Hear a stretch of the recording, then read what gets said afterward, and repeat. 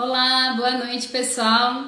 Se você está vendo esse vídeo aqui no replay, esse vídeo é sobre gastrite, refluxo e má digestão. Hoje nós temos uma convidada especial, que é a doutora Milena, ela é gastro. A gente já, na verdade, até tinha feito essa live há um tempo atrás, só que teve um probleminha técnico aí com o áudio, então há pedidos, muitos pedidos, muitas dúvidas chegaram sobre isso. E a gente vai repetir essa live. Então, eu espero que vocês gostem, tirem todas as dúvidas que vocês têm. A gente vai falar sobre diagnósticos, tratamento convencional, tratamento terapêutico, natural, como ajudar vocês realmente a se livrarem desse problema que incomoda tanta gente, né? Então, vamos esperar a doutora Milena entrar. Milena, entra aí. Deixa eu ver se ela já entrou. Quem aqui, comenta aqui pra mim, quem aqui sofre com gastrite ou refluxo ou má digestão? Coloca um eu aqui no comentário.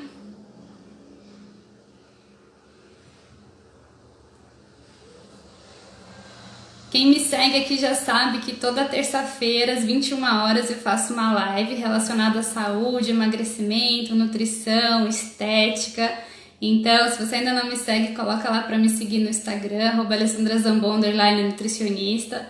Me segue lá, acompanha essas lives que são aulas gratuitas que a gente faz para vocês para ajudar realmente a melhorar. A minha ideia é ter um mundo mais saudável, um mundo que as pessoas vivam mais e melhor. Vamos esperar aqui a doutora Milena entrar. Mi, tô te esperando, entra aí. Quem tá entrando agora, vai colocando aqui para mim no comentário qual é o seu principal problema, se você tem gastrite, se você tem refluxo, se você tem má digestão.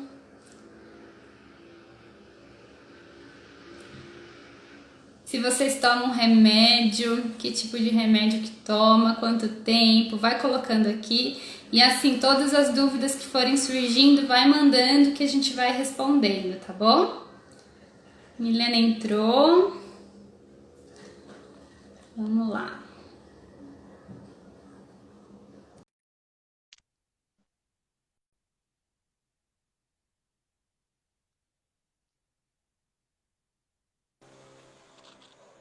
Oi, Mi.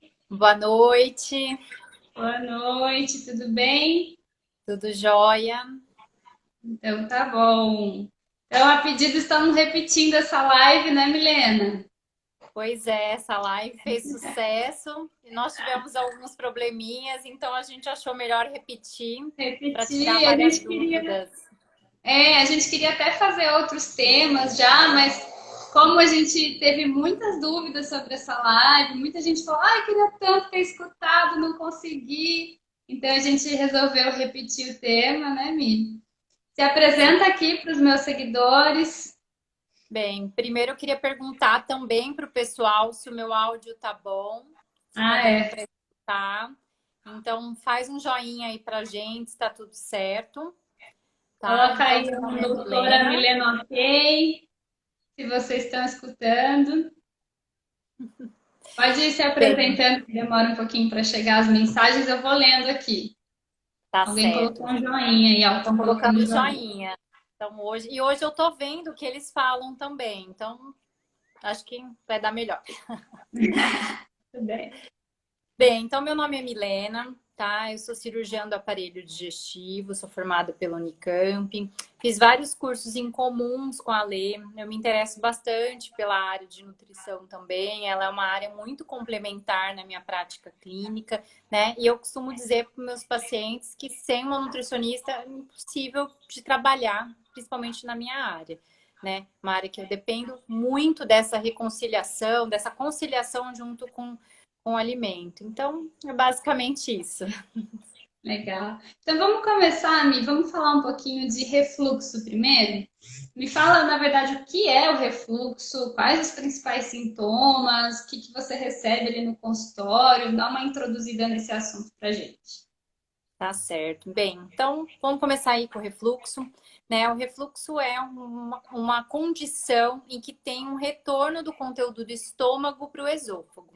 Tá? Então vamos lembrar, o esôfago é um órgão que ajuda a transferir a comida da boca para o estômago. Ele é um órgão tubular. né? Ele é Então, tipo um tubo, né? Fica aqui assim, é um isso. tubinho que desce para o estômago.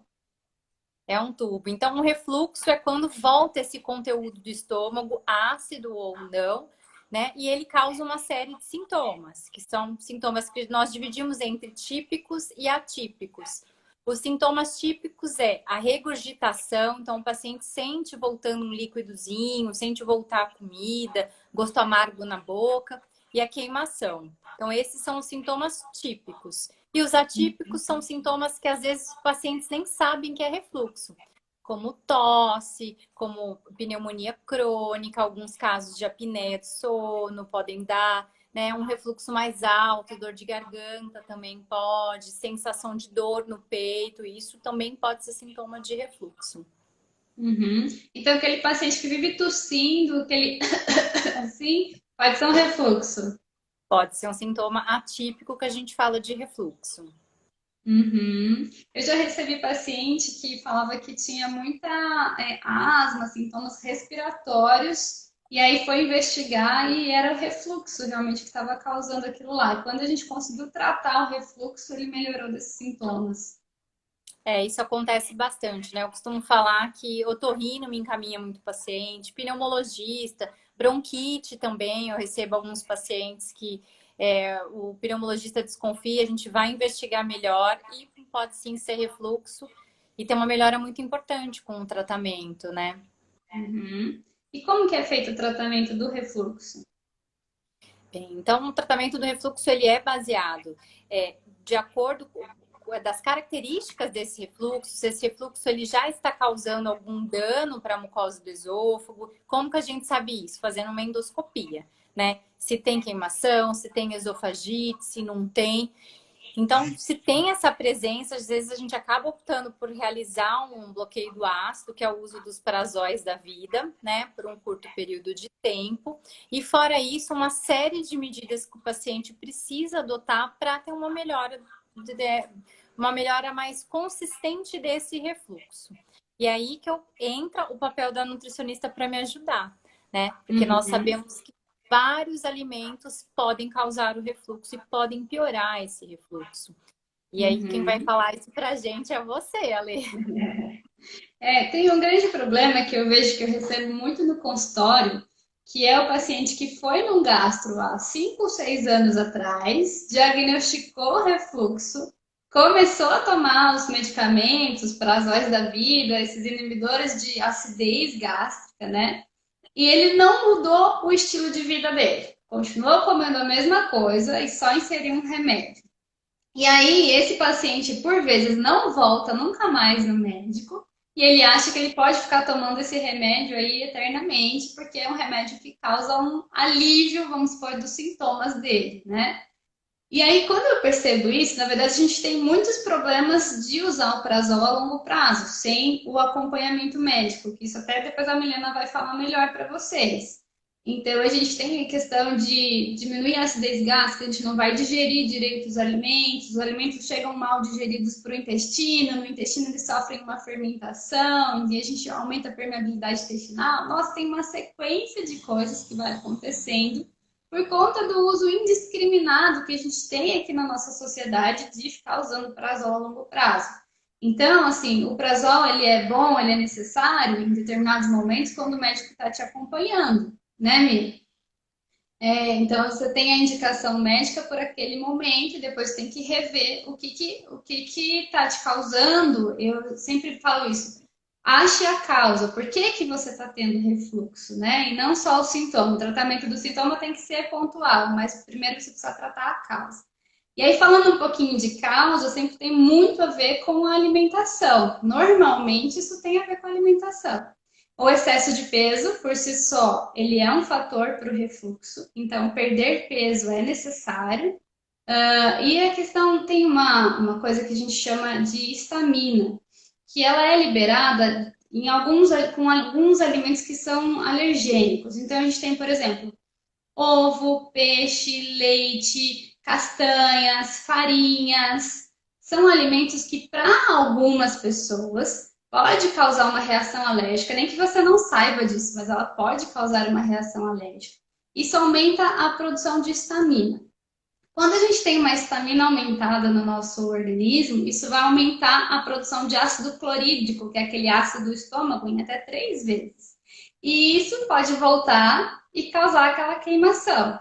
Então, identifica se toda vez que você come queijo, que você toma leite, isso tem essa liberação, ou que você come farinhas, né, o trigo, glúten, enfim, se tem essa sensação de queimação. Então já é um sinal, opa, deixa eu ficar esperto que isso daqui pode estar aumentando a minha estamina, aumentando o meu ácido clorídrico e me causando essa queimação.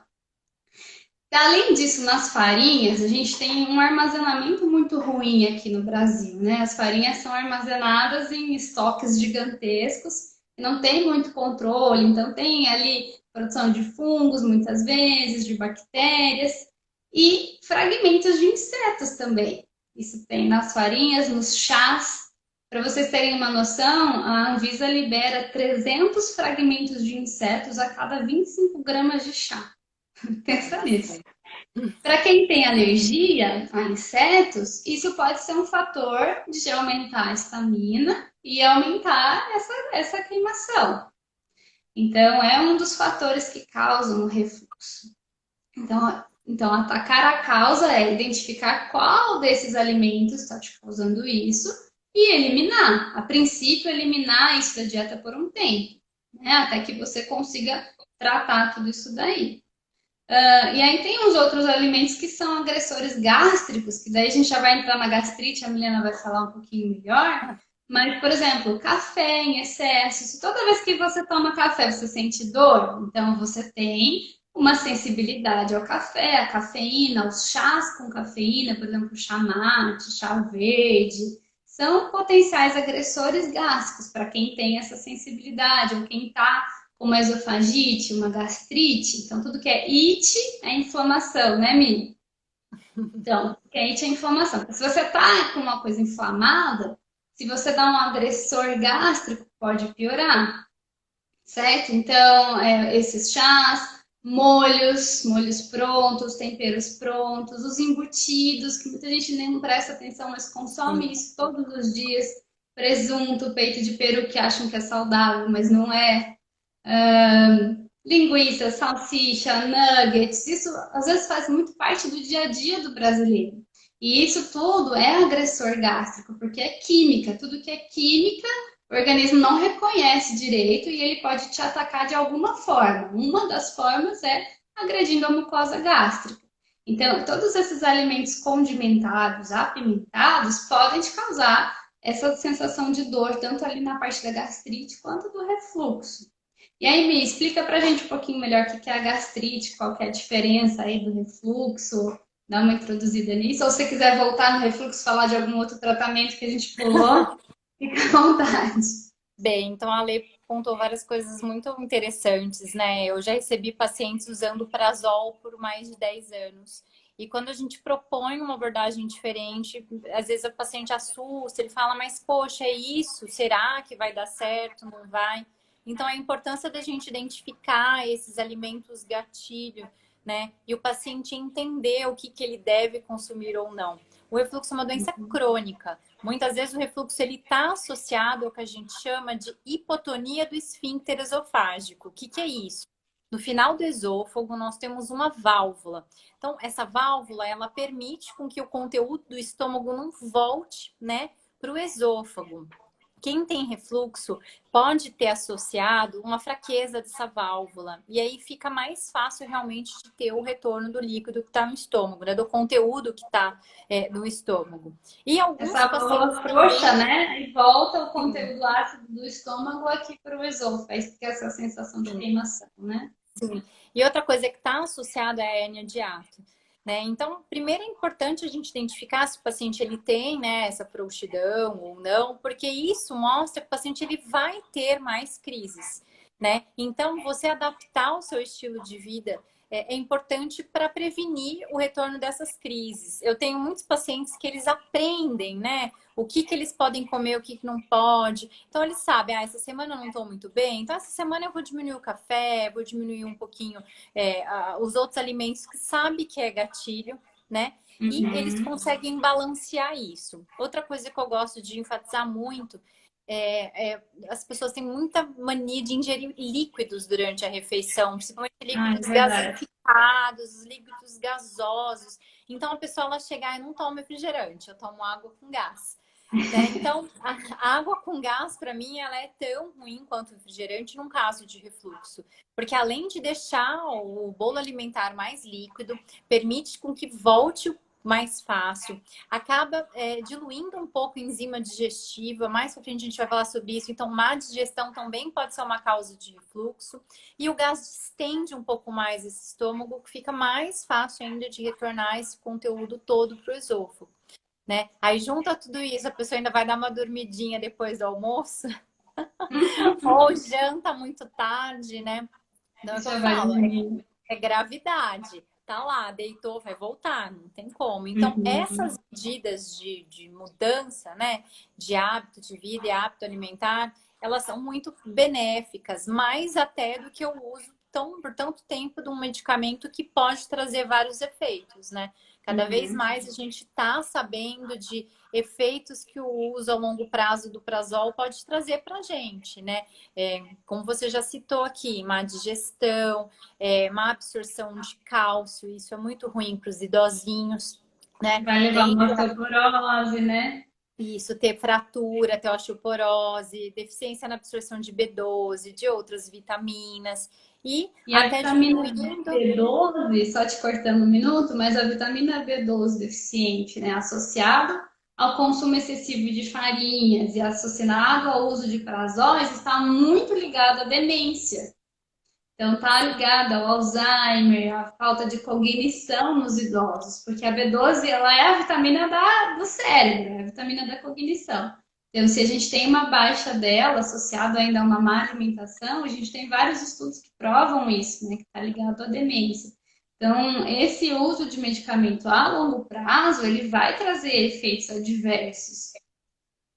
Sem dúvidas. Você sabe que eu estou pegando muita B12 baixa.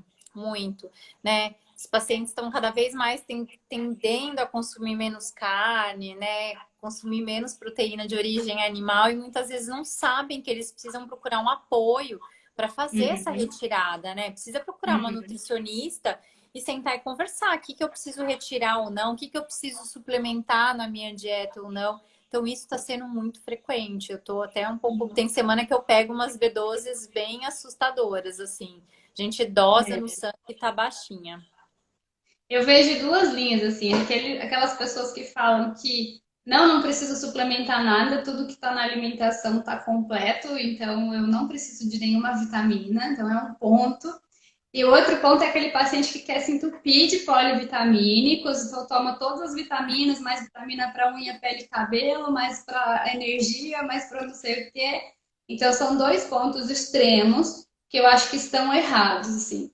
Não digo errados, né? São Uhum. pontos de vista que eu acho que sempre o meio termo a gente consegue ajustar melhor. Então, o individualizado, quando a gente pega e faz um exame de sangue, e eu vejo muito as quatro vitaminas e minerais que são muito deficientes, que eu pego bastante, é B12, ácido fólico, vitamina D e ferro. São os quatro que eu pego, assim, muito. Então, e às vezes eu também não vou pelo valor de referência do laboratório, porque o laboratório, ele te dá aquele valor de referência se você está doente ou não. Se você está fora daquilo lá, para cima ou para baixo, já significa uma certa doença e você precisa tratar aquilo lá. Mas o ideal, normalmente, está ali na média, né? Então, a vitamina B12 boa, eu considero acima de 500. Então, não Sim. é que o laboratório fala que acima de 200 tá bom, que eu tô com 250 tá legal. Não, você pode ficar melhor, né? E E aí você às sim vezes está pode. até sintomático, né? A gente pega o É, paciente sintomático já com 300, enfim, né? Ele já refere uma perda da concentração, irritabilidade, alteração do sono. Então, uhum. é bem isso mesmo, viu, Ale? Pacientes, né, ansiosos, realmente o que você falou, irritados, que não dormem direito, muitas vezes é um ajuste de vitamina, é um pequeno ajuste ali que vai te fazer bem. Aí às vezes você vai procurar medicamentos que são para depressão, alguma coisa assim, e não viu a B12, o médico não pediu a B12, né? Tão simples. Ou a E é vitamina D mágico, também. né? Eu falo que a reposição de B12 é mágica.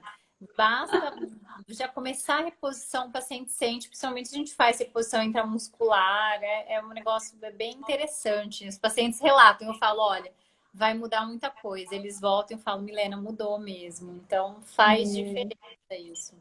E falando em vitaminas, a vitamina D, por exemplo, além dela estar ligada à imunidade, à questão de resistência a vírus, bactérias, até coronavírus, a gente tem vários estudos falando da vitamina D associada à resistência e à maior imunidade, mas ela está ligada à mucosa também. Então, a mucosa gástrica, a mucosa intestinal também usa vitamina D. Então, se a sua vitamina D está baixa, é provável que você possa ter alguma questão ali na questão da mucosa, né? Essa mucosa mais desgastada, que vai te causar dores, por exemplo, a gastrite. Um dos fatores, né, Mi? É Fala um bem isso pouquinho pra mesmo. gente da gastrite. Bem, então vamos falar. Até eu vi, passou uma perguntinha aqui, depois a gente volta, que perguntaram sobre o desmame de prazol. Não sei se você Tá. consegue pegar aí a pergunta de novo. O desmame do prazol, primeiro, a gente precisa entender o porquê que o paciente ele está precisando do uso daquela medicação. Né? Então, é o que eu falo, alguns pacientes vão precisar fazer um uso mais crônico dessa medicação, outros não. Então, não tem problema em fazer esse uso crônico se ele é realizado com acompanhamento médico, tá? O problema é o paciente tomar por conta própria e enfim, né, ficar aí 10 anos tomando essa medicação.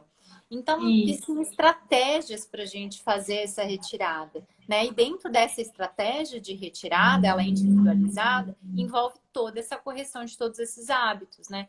O prazol não é uma medicação que eu posso parar do dia para a noite depois de tanto tempo de uso, porque o uso crônico, ele causa algumas alterações, né? Ele causa um aumento da produção de gastrina, uma hipergastrinemia. Então, o que que acontece? O paciente, ele retira a medicação e ele volta a ter os sintomas, ele volta a ter uma queimação muito forte, porque Até esse mais, uso né? crônico altera, né, todo o metabolismo ali da mucosa gástrica. Então, às vezes eu preciso associar outras medicações, eu preciso criar outras estratégias para melhorar aí um pouco essa mucosa, né, do estômago, para a gente retirar essa medicação, tá? E tem que ser devagar, né, Mi? Não adianta o paciente estar 5 anos usando, de repente para, né? Isso é bem comum, né? Parar e pronto. Eu tive essa semana passada, tive uma paciente, ela estava 2 meses usando, até não era tanto tempo, mas ela falou assim, Alessandra, eu tirei de um dia para o outro, nossa, acho que não adiantou nada eu ter tomado tudo isso. Falei, não, não é assim, é que você tirou, provavelmente você teve um efeito rebote. Você estava com uma baixa acidez, de repente o estômago vai lá e produzir mais ácido clorídrico e você vai ter mais sintomas. Então tem que acompanhar com o médico essa retirada, como que vai ser, se vai ser dia sim, dia não, se vai associar outro tipo de medicamento, né, Mi? Que tipo de medicamento que normalmente associa? Bem, depende, né, do paciente, depende do que ele aceita mais, mas normalmente eu faço isso, eu vou fazer uma retirada gradual, a gente começa a alternar os dias, dia sim, dia não, né?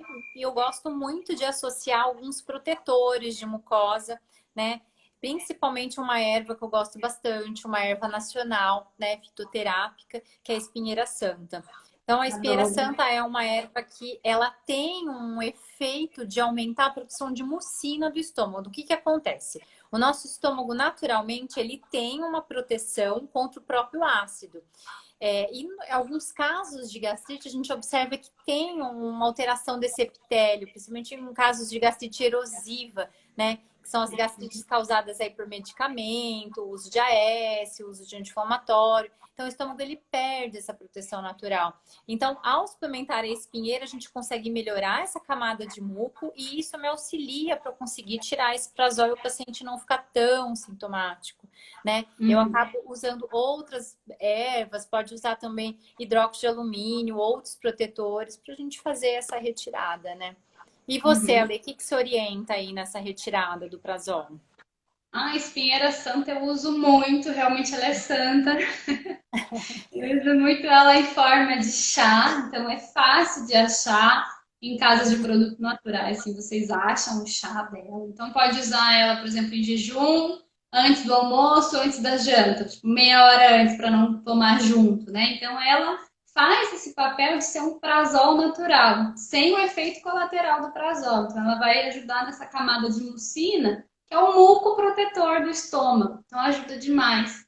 Tem uma outra erva que tem um nome meio estranho, mas eu gosto de associar as duas, que é guaçatonga. Então, a espinheira santa e a guaçatonga são muito bons. Os dois juntos, então pode fazer, sei lá, 2 xícaras de cada por dia, já vai ajudar demais. O chá de Tintura, né? alecrim, Às vezes orienta a tintura sobre forma de tintura, né? Tanto a tintura. espinheira, a açatonga, dá para misturar as duas tinturas. Sim, sim, eu gosto muito do uso de tinturas também, porque daí a gente concentra a erva. Eles tomam aquelas gotinhas, né, diluidinha na água, não precisa ficar fazendo chá. Então, é uma outra alternativa para quem não gosta muito de chá, tem a tintura, tem até cápsula que dá para fazer. Eu acabo optando por pedir, né, para manipular mais o extrato seco. Eu tenho uma aderência maior, o paciente consegue carregar. Mas, assim, tem de tudo. Eu tenho paciente que gosta da tintura, enfim, a gente consegue. Eu tenho pacientes que fazem os chás, né, às vezes até associa no chá um abacaxi, um outro efeito, né, para a gente ter um pouquinho de enzima junto. Então, dá para Sim. fazer muita coisa legal. Aham. Todas as frutas, elas têm um pouco de enzimas nela. Então, eu destaco aqui o abacaxi, que a Milena está falando, tem uma enzima que se chama bromelina. A bromelina ela ajuda a digestão da carne. Então, aquelas pessoas que têm má digestão com carne, que ficam ali, que comem a carne e ficam com aquele estômago pesado o dia inteiro, comer um abacaxi ajuda demais nisso. Por isso que no churrasco a gente faz o abacaxi assado ali junto com a carne, é porque o abacaxi ajuda na digestão da carne. Então, o kiwi tem outro tipo de enzima que é muito bom. O limão, então, todas essas frutas que vocês puderem associar, o mamão tem a papaina, que vai ajudar também na digestão dos alimentos. Então, tudo que for fruta, pode colocar, por exemplo, de sobremesa do almoço, de sobremesa do jantar, no meio, né? Ou no café da manhã, no meio da tarde. Insere frutas no seu dia a dia, que isso ajuda muito na digestão. Pela Organização Mundial da Saúde, a gente precisa consumir de 3 a 5 frutas por dia. Então, 3 para quem consome menos calorias e 5 para quem consome mais calorias. Então, essa é uma média da população que precisa ser consumida. E eu vejo pessoas que não consomem nem 3 na semana. Né? Eu pergunto, qual que é o seu consumo de fruta? Ixi, nem lembro, nem sei. De vez em quando eu como uma banana. E é real isso. As pessoas não comem legumes. Então, como que é a sua refeição? Arroz, feijão e carne. Às vezes batata frita, que é o que vem no Marmitex. Então, a fritura, a gordura em excesso é um outro fator de refluxo, de gastrite, porque agride a mucosa, vai afrouxar o piloro, os refrigerantes, né? Quem aqui ainda consome refrigerante, a gente já bateu tanto nessa tecla, refrigerante cheio de fosfato, fosfato piora a microbiota intestinal, piora a válvula, né, que a Milena estava falando, entre o esôfago e o estômago. E entre o estômago e o intestino também existe outra válvula, ele também afrouxa aquilo ali, e ao afrouxar, ele empurra os alimentos mal digeridos para o intestino, que isso vai causar uma desbiose intestinal. Então, o refrigerante, fora o açúcar, as químicas que tem, né? Se não for o zero, aí zero, pode? Não, zero é adoçante com química, de Os fosfato. clarinhos, né? O pessoal sempre pergunta, mas e aqueles clarinhos? Não, é refrigerante do mesmo jeito, né? É tudo H2O, refrigerante. né? Uhum. Então, aí outras coisas assim que vocês podem fazer, o gengibre ajuda muito, mas aí tem que ter uma sensibilidade. Tem pessoas que têm sensibilidade com o gengibre e aí não vão se dar bem com eles. Mas para a maioria das pessoas, o gengibre ele vai fazer bem, ele é um protetor gástrico. Então, você pode, se em forma de chá, por exemplo, te faz mal, você pode fazer uma água saborizada com gengibre. Só jogar uns pedacinhos ali na água, deixa umas 2, 3 horas para fazer o efeito. Às vezes eu gosto de deixar da noite para o dia e aí tomar aquela água ao longo do dia, porque isso é um refrescante gástrico, ajuda na mucosa, ele é anti-inflamatório. Então, tudo que for anti-inflamatório, por exemplo, o ômega 3 que vem do peixe, se você consome bastante peixe é legal, se não é legal suplementar o ômega 3, aquela cápsulazinha de óleo de peixe, é um dos mais poderosos anti-inflamatórios que tem. Então, quando a gente fala em sobrepeso, quando a gente fala em gastrite, em refluxo, a gente também está falando um pouco de inflamação. Seu corpo, ele está inflamado de algum jeito e a gente precisa melhorar essa inflamação. Então, são esses alimentos que vão te ajudar nisso. As frutas, os vegetais, comida de verdade, né? Tirar um pouquinho do excesso de industrializado, das bolachas. Eu sei que às vezes a gente bate tanto nessa tecla que fica até meio chato. Mas as pessoas continuam comendo bolacha de sal com café no café da tarde. Né? As pessoas continuam comendo o seu peito de peru, o seu presunto com pão e mussarela de manhã. Então não mudaram os hábitos. E mudar os hábitos é uma coisa difícil, eu sei. Porque não foi de um dia para o outro que você chegou nesse hábito. Também não é de um dia para o outro que vai sair. Mas você precisa identificar o que está te fazendo mal e aos pouquinhos ir mudando. E eu sempre brinco assim, ó, se vem da natureza é de Deus, então tá liberado. Se vem da indústria, não é de Deus. Então, É, sempre um pé atrás, às né? vezes eu Então, a até gente... falo, pensa se a sua avó comeria isso, né? Se num sítio a sua avó comeria o que você come hoje. Não, né? Uhum. Então é realmente isso. Às vezes parece que a gente bate muito na mesma tecla, né, Ale?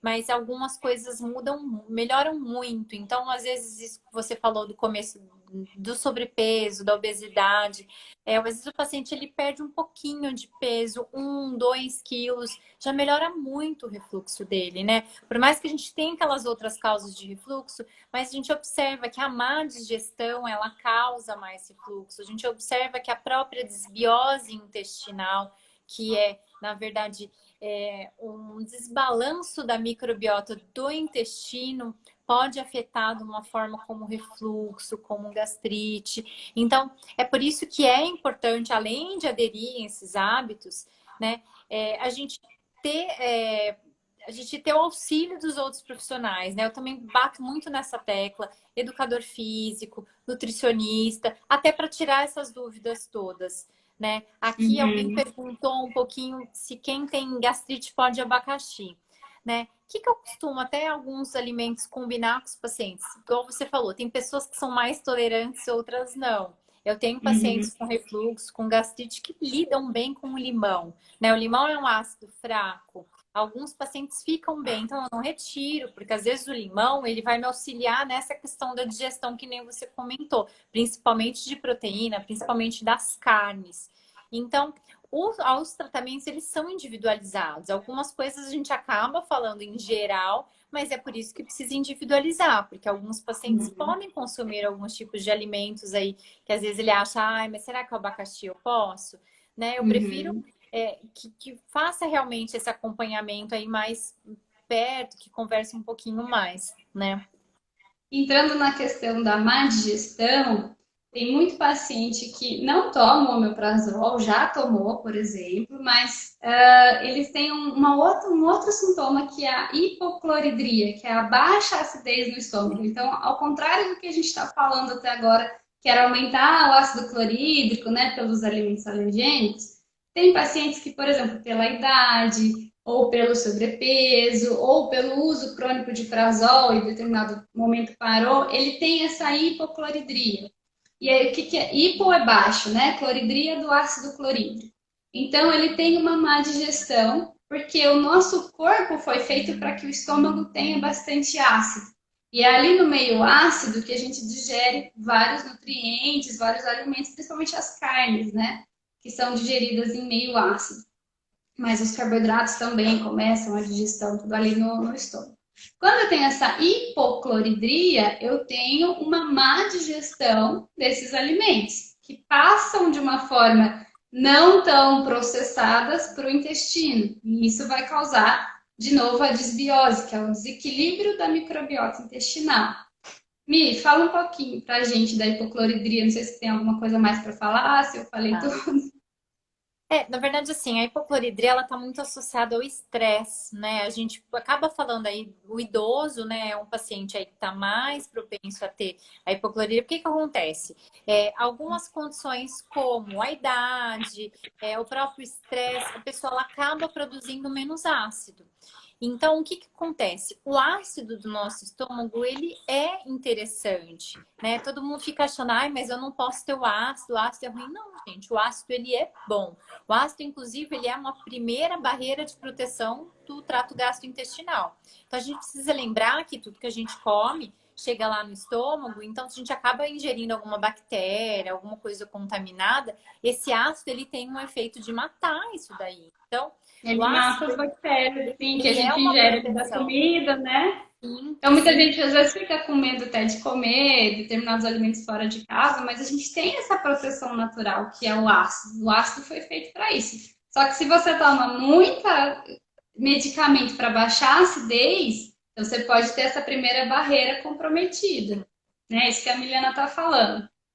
Então é engraçado que assim, alguns pacientes têm um benefício maior da gente melhorar esse padrão dessas enzimas digestivas. Às vezes eu preciso repor através do limão, através da betaína, que não deixa de ser uma reposição do ácido clorídrico, para a gente melhorar a digestão e ter um esvaziamento gástrico melhor. Ou seja, a gente melhora a digestão, o paciente tende a ter menos gastrite, menos refluxo, menos esofagite, porque a digestão acaba acontecendo com mais facilidade e a comida progride, ela vai para o estômago, ela vai para o intestino, quer dizer, ela segue o caminho dela, né? Então, isso também alguns pacientes a gente consegue perceber, né?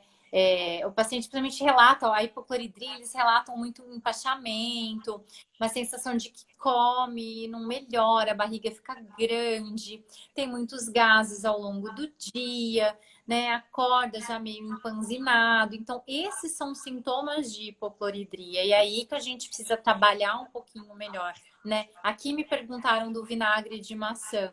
Então, assim, ai, mas Eu tô em tentando ler as jejum, perguntas aqui.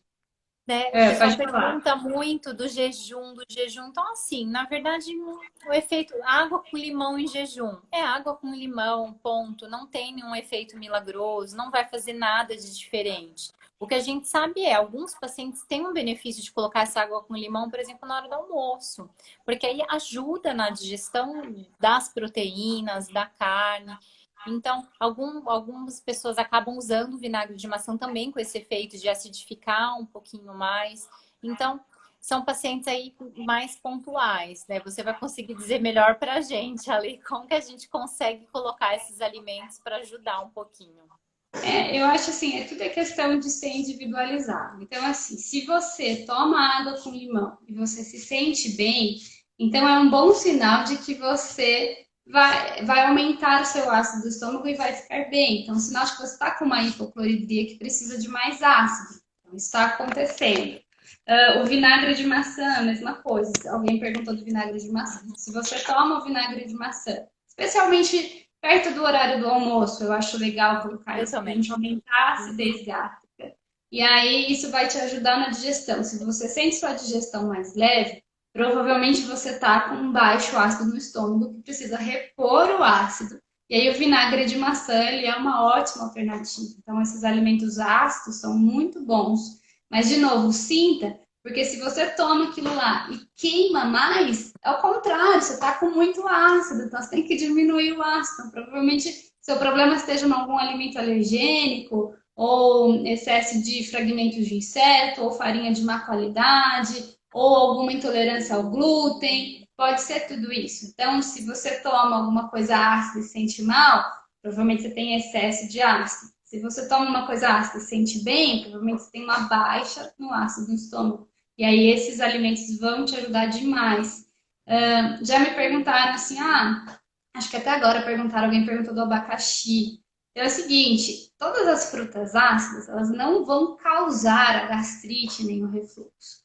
Mas se você tá já com um machucado, então uma esofagite, uma gastrite, então quer dizer que aquele seu esôfago está machucado. E aí você coloca uma coisa ácida lá, pode te doer.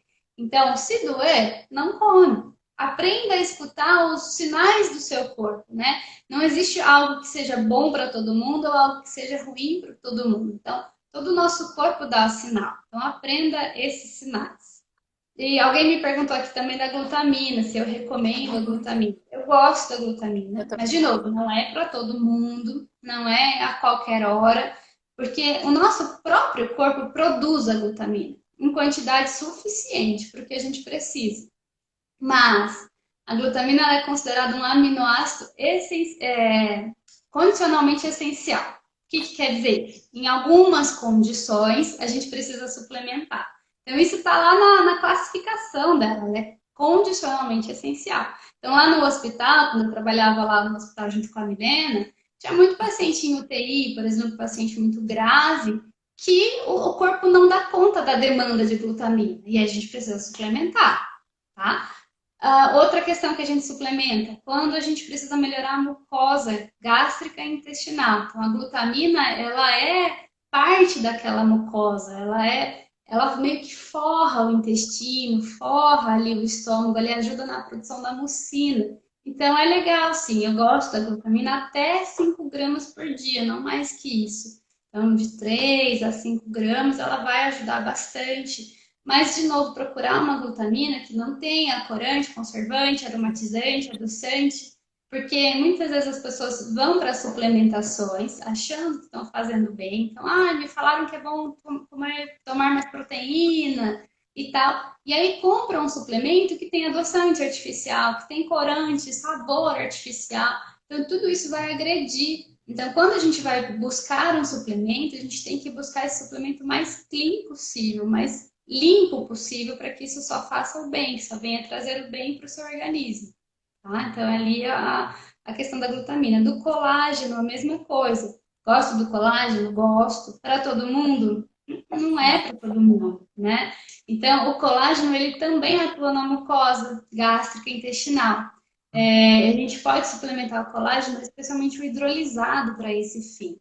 O colágeno tem muitas controvérsias, né? Se faz bem para a pele, se não vai para a pele, não. É o seguinte, o colágeno ele só vai fazer bem lá para sua pele, questão de estética, primeiro se todo o seu corpo estiver bem nutrido. Se você estiver dando nutrientes para o seu corpo de forma completa, porque a pele, cabelo, unha é considerado anexo, é a última prioridade do corpo. Então, se você está bem nutrida, está dando proteína, vitamina, tudo que o seu corpo precisa, você suplementar o colágeno, hoje em dia as tecnologias da suplementação do colágeno mudaram muito, porque antigamente suplementava o colágeno puro. O colágeno puro não vai fazer nada. Hoje em dia a gente suplementa peptídeo de colágeno bioativo que tem afinidade com a pele. Então, assim, mudou muito a suplementação do colágeno. Então, existe sim uma boa indicação para isso, para fins estéticos. Não é o assunto da live de hoje, mas o assunto mudou tudo. Mas o colágeno hidrolisado, por exemplo, ele ajuda muito na mucosa intestinal. Então, ele é um dos suplementos que a gente pode usar para melhorar essa mucosa, de quem está com a gastrite, por exemplo, de quem está sofrendo com uma desbiose. Então, ele é uma das coisas que a gente pode usar sim, tá? De suplementação. Então, eu gosto da glutamina, gosto do colágeno, gosto do ômega 3. E o probiótico, assim, a última coisa que a gente vai pensar é probiótico. Porque tem muita gente que fala assim, tô com gastrite, tô com problema intestinal, vou lá tomar um probiótico. Não, se você dá mais bactéria para o intestino que está totalmente desequilibrado, vai piorar. Então, a gente primeiro precisa corrigir, primeiro precisa tirar o que faz mal, colocar o que faz bem, melhorar as enzimas, melhorar a sua digestão. Depois, tipo, a cereja do bolo é o probiótico para fechar com chave de ouro. Então, pode ser usado, mas depende da indicação, do momento que você está, né, Mi? O que mais você fala de má digestão? Você tem alguma coisa mais para complementar para a gente? Parece que tinha uma pergunta aqui, eu pulei ela. Eu vi uma pergunta da maçã, que daqui a pouco eu vou falar um pouquinho sobre isso. Né? Na verdade, então, o que eu queria complementar às vezes o paciente ele quer tentar fazer um autodiagnóstico, ele acha que é gastrite, ele acha que é esofagite, e é bem o que você falou. Às vezes pode ser uma intolerância alimentar, às vezes pode ser realmente, ele pode estar fazendo uma reação alérgica, né? nem a Lê comentou aqui da histamina, ele pode ter outros sintomas que ele não associa com as alergias, né? Como dor de cabeça, algumas lesões de pele, dor articular. Então, faz um diagnóstico errado, usa uma medicação que ao invés de ajudar, pode piorar um monte de coisa. Então, é importante essa investigação, né? Os sintomas de refluxo, de gastrite, podem ser sintomas de outras doenças também. Então, primeiro a gente precisa investigar certinho se é só isso, se não é. Depois, eu preciso desse trabalho de melhorar a nutrição, né? Não adianta, eu tenho paciente que chega, olha, eu tô tomando probiótico há 4 meses direto e não melhoro. Mas é o que a Alessandra falou, o paciente continua consumindo alimento processado, corante, uma série de conservantes. Isso por si só acaba prejudicando toda a flora intestinal, né? Então eu preciso de todo esse equilíbrio. Eu tive um paciente no mês passado que ele veio para mim com queixa de queimação, refluxo, enfim. E aí ele, pegando o recordatório alimentar dele, ele comia bem certinho, assim, não era um cara que vivia comendo tudo errado, nem fast food, nem nada. Mas eu percebi ali uma coisa que ele errava muito. Então, em todas as refeições praticamente tinha alguma coisa à base de trigo. Tinha trigo no café da manhã, por mais que fosse um pão integral, né, do mais saudável, e tinha tipo crotons no almoço, ele fazia uma panquequinha à tarde, mas tudo ele que fazia, enfim. Só que eu falei assim, olha, pode ser que o seu refluxo venha por conta desse excesso de trigos, que você nem está prestando atenção no quanto que você está comendo disso. Então, olha só, aqui, tudo isso você está consumindo trigo. Então, faz um teste, vamos fazer um teste para ver se é isso. Fica um mês aí sem esse consumo para você ver. E daí ele pegou, tipo, até o whey protein que ele tomava tinha contaminação com glúten, alguma coisa. Ele falou, nossa, Alessandra, tudo que eu tenho aqui em casa tem trigo, e eu nem percebo. E daí ele tirou isso daí, ele falou, puxa, não preciso de remédio, não preciso de nada, tô super bem, o meu sintoma de asma, de bronquite, de via aérea, assim que ele tinha, a tossinha, passou, sem remédio. Ele não tomou nenhum remédio. Foi só essa mudança que eu falei para ele, vamos fazer um teste. Às vezes, no seu caso, é isso. Não estou dizendo que para todo mundo é, tá? Sim. Porque cada pessoa é uma pessoa, tem pessoa que tem intolerância a glúten, tem pessoa que não tem, então não vamos fazer o glúten um vilão, mas Sim, também ele não por é favor. santinho. Eu acho que assim, tudo a gente precisa ver. Primeiro, está em excesso, está todos os dias na sua dieta, faz parte da sua rotina. Tá junto com o quê? Tá junto com embutido, tá junto com excesso de lácteos, excesso de gorduras. Então, o café, por exemplo. Então, tem um monte de irritantes gástricos que podem estar te dando esses sintomas, tá? Então, é questão de fazer teste também. Alguém Sim, perguntou ali, ó, flora intestinal versus antibiótico. sim, o uso crônico de antibiótico, né? Pode alterar a flora. Agora que essa história de Covid, né? Um monte de paciente chega, tomei vermectina por conta, tomei mais não sei o que por conta, tomei anita por conta.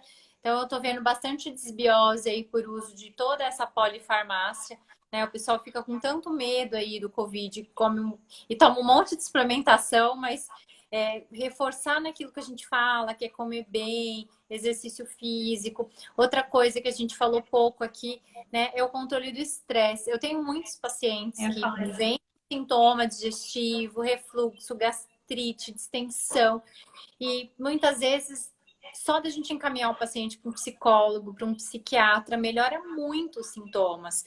Novamente, porque o estresse diminui a produção de enzima, o estresse ele altera a motilidade gastrointestinal. Então, às vezes até isso a gente precisa fazer junto, né? Fazer esse acompanhamento multidisciplinar. Isso é uma coisa que eu enfatizo muito na minha prática clínica. A gente precisa fazer esse conjunto todo, né? Às vezes um exercício físico, uma caminhada melhora muito o refluxo, né? Melhora o que a gente chama de movimento de peristalse, que é o movimento que ajuda a empurrar a comida para baixo.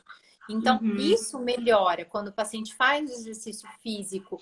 O idosinho acamado, ele tende a ter mais refluxo, gastrite, constipação. Então, o exercício físico ele é um ponto-chave junto com todas essas outras coisas. né? O sedentarismo por si só é muito ruim, né? Porque você não estimula seu corpo a se mexer, não estimula seu intestino a funcionar. Então, é isso que a Milena tá falando, assim, você fazer uma caminhadinha que seja, uns 30 minutos, já é suficiente, né, por dia. Pela Organização Mundial da Saúde, é recomendado fazer pelo menos 30 minutos por dia, 5 vezes na semana, para você não ser considerado sedentário. Então, essa é a recomendação. Lógico que para alta performance, para outras coisas, cada vez a gente vai colocando mais exercícios, diferentes exercícios, exercícios de força. Mas, assim, só para você não ser considerado sedentário, 30 minutos por dia, 5 vezes na semana. É bastante para algumas pessoas que não fazem nada, né? Que Sim, não se mexem, que ficam o dia inteiro sentadas, e aí de noite só fica ali deitada no sofá, fica comendo um monte de bolacha e vai deitar. Então, isso faz muito mal. Outra coisa que dá para fazer é erguer a cabeceira da cama, né, Milena? Isso daí faz sim. sentido? Faz. Às vezes a gente recomenda para alguns pacientes que têm realmente hernia de hiato, tem esse esfíncter mais relaxado, a gente pede ou para aumentar o travesseiro, colocar um tijolinho na cabeceira da cama, os pacientes referem, né? Uma melhora. Inclusive, até que tem grávida, né? Grávida tem muito refluxo, então dorme mais sentadinha, melhora, É, né? sim. Alguém perguntou ali, a astaxantina faz mal para quem tem refluxo? Acho que não, ela vai no sentido ali do óleo do peixe. Então, mas sinta, se você sente que toma e faz mal, então para, escuta o corpo, né? Mas de modo geral, acho que não, tá? Não, não tem Também nenhum problema quanto a isso. Alguém falou que tem intestino preso, mas eu acho que esse vai ser um assunto para uma outra live, que a gente vai falar de intestino, de desbiose, que tem muita coisa para falar sobre isso, né? O nosso intestino, que é o nosso segundo cérebro, nosso intestino que é um órgão endócrino, nosso intestino que é um órgão de defesa, nosso intestino que é um órgão digestivo. Então, antigamente a gente falava muito só no intestino como órgão excretor, só para eliminar o que fazia mal, né? Hoje em dia a gente tem tanta pesquisa que o intestino ele comanda tantas coisas aqui no nosso corpo que acho que a gente vai deixar esse tema para uma próxima live, né, Milena? Senão a gente vai ficar a noite inteira aqui falando. eu topo. Então, acho que era isso, Miss. Tem mais alguma coisa para Eu acrescentar? tenho, que eu falei que eu ia falar da maçã, que alguém perguntou Ah, aqui, que é, da acaba maçã que passando alguém mal, perguntou. né? Então, na verdade, que eu queria deixar uma coisa que quem é paciente meu eu enfatizo muito, né? Lembrar que o primeiro lugar da nossa digestão é na boca. Então, mastigar bem, né? Isso eu enfatizo muito. As pessoas elas comem rápido, elas comem olhando para o celular, olhando para o filho, olhando para a TV, tomando muito líquido, conversando. Então a hora de comer tem que ser uma hora tranquila, tem que ser uma hora que a pessoa ela tem que concentrar naquilo que ela está fazendo. A nossa digestão ela começa quando a gente olha para a comida, quando a gente sente o cheiro da comida, o nosso corpo inteiro já se prepara para receber aquele alimento. Começa a Uhum. produção do suco Da gástrico, das enzimas saliva, que tem enzima digestivas, na saliva. justamente. Então, às vezes acaba no momento mais que tinha que ser principal ali, que é essa mastigação, acaba comendo rápido e pode ter essa série de sintomas que poderia evitar só mastigando um pouquinho melhor aí esses alimentos. Então eu falo para contar, né, de 20 a 30 vezes aí cada garfada, ou até a comida tá uma pasta na boca, uma papinha na boca para engolir. Prestar atenção, sentir o cheiro, sentir a textura, tudo isso é muito importante, né? Para a gente auxiliar mais aí nesse processo de digestão, melhorar a desbiose, melhorar tudo que acontece. A digestão, a parte mecânica da digestão, ela tá na boca, estômago não tem dente. Então, é muito importante a gente mastigar bem os alimentos, né? Parece até um absurdo a gente falar isso, mas tem muita gente que melhora só de caprichar aí nesse momento, ter um momento mais light, assim, na hora de comer, né? Aqui em casa, a hora de alimentação é hora sagrada, assim, a gente desliga tudo, não tem som, não tem celular, não tem televisão. Eu tenho um filhinho de 3 anos que desde o começo, desde quando ele começou a comer, é assim, não tem televisão. Muitas mães acabam dando a comida para o filho na frente da TV. O filho não está nem percebendo o que ele está comendo. E ele vai criando esse hábito e na vida adulta tende a repetir. Então, desde criancinha é importante isso, você ter um silêncio, você ter um ambiente, ele concentrar, ele olhar para a comida. E isso para a gente que é adulto também. Então, pode ser que lá na sua infância sua mãe fez isso com você, você está repetindo esse hábito hoje. Então, tente se reprogramar. Hoje em dia você é adulto, você consegue entender isso muito mais fácil que uma criança.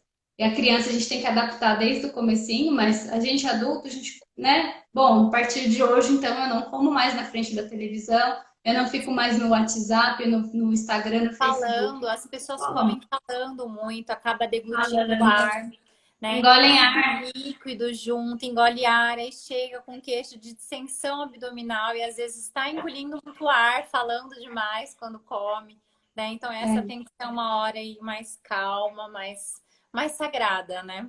exato. E um último recadinho, assim, que eu queria encerrar é que emagrecer é uma das principais causas, um dos principais tratamentos para gastrite, para o refluxo, para má digestão, porque o sobrepeso ele prejudica tudo isso, tá? E eu estou com um programa de emagrecimento online que eu lancei essa semana, então se você não viu ainda, vai lá no link da minha bio no meu perfil, que tem o link para você ver sobre o curso. Então, é um curso muito legal, muito completo. Eu demorei muito tempo para fazer esse curso. Pensei em várias coisas. Então, tirando os mitos, o que que é mito, o que que é verdade, sobre alimentação. A gente fala sobre estresse, sobre ansiedade, sobre depressão, relação do intestino com o cérebro, como comer mesmo sem muito tempo, como emagrecer para quem vive comendo fora, tem tudo isso. E a gente também fala um pouquinho de estética, de beleza, de como se livrar do efeito sanfona. Então é um curso bem completo para quem se interessar. Vai lá no link da minha bio, dá uma olhada ali sobre o curso. Eu vou ficar muito feliz de ter vocês lá e poder ajudar ainda mais vocês, porque lá tem todo o meu apoio, né? É um curso bem completo que eu vou apoiar vocês do começo ao fim. Então, era isso. Milena, muito, muito, Obrigada. muito obrigada por essa live que foi incrível. Eu acho que o pessoal gostou muito das informações. Você, assim, eu admiro muito, você é uma excelente médica que sempre dá conteúdos ali na internet. Então, quem não segue a Milena, segue lá, arroba a doutora Milena Garcia, né, Mi? Isso. E obrigada, Lê, eu digo mesmo, viu? Agradeço bastante aí. Vamos combinar outros que acho que foi bem engrandecedor. A gente vai conseguir tirar aí muitas dúvidas e agregar muita coisa. Isso aí. Obrigada, Tá pessoal, que bom? está aqui assistindo a gente. Obrigada a todo mundo que acompanhou.